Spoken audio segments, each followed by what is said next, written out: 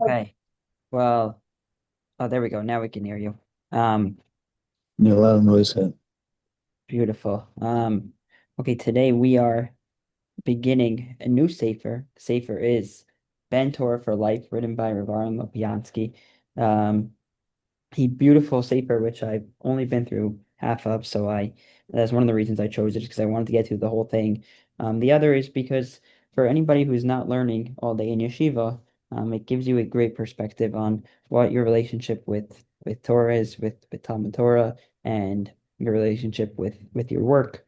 And he does a great job of taking a lot of things which I think a lot of people are thinking subconsciously, and he addresses them and gives you a different purpose. And so it's an English safer, but it's an incredible safer, and it provides a great perspective. And I think that if we spend 5 minutes a day learning this safer Ben Torah for life, we'll get tremendous value from learning it.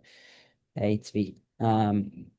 Okay, so with that introduction, we'll start from the beginning.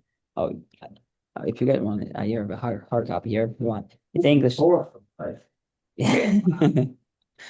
Okay, so we'll start from chapter 1.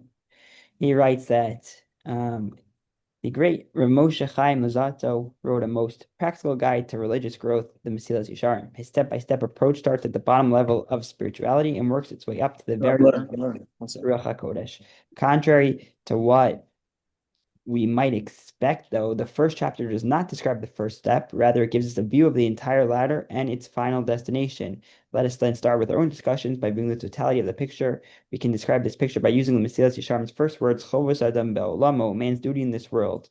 No, that does not say a man's duty in their world, but rather in his world. What does this distinction mean?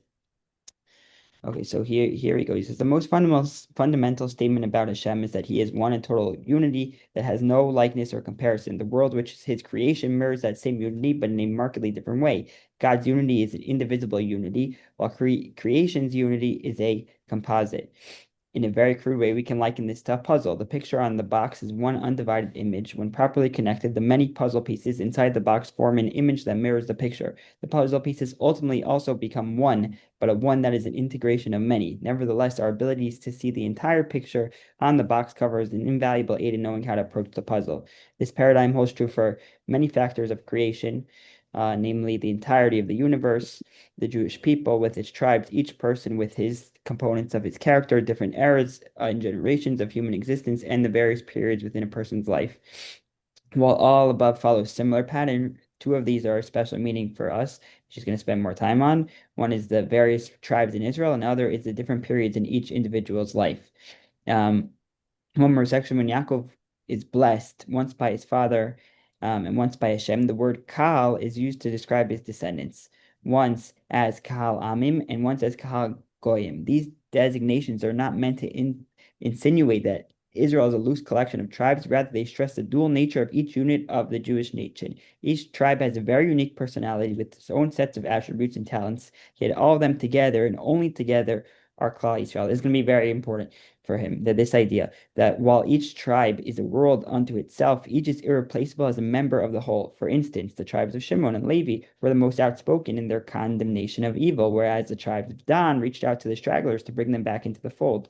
These approaches are opposites of each other, yet Klal Yisrael is a nation only if it contains both an element of frank and searing condemnation and also the ability to reach out to the furthest stragglers. So too, all the other Shvatim have their unique and sometimes opposing personalities. Nevertheless, each and every tribe had a core personality of Yisrael, a nation devoted to Hashem. In addition, each had a unique facet that was specific to that tribe.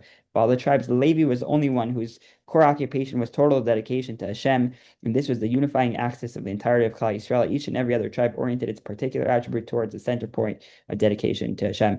Okay, so we'll stop there today. The thing to take away is that from today is that there are many different tribes. Each tribes come together, create this single entity called Israel, but only because they each have their individual qualities, which I'll elaborate more. Okay, we'll stop there. Everyone have a great rest of the day.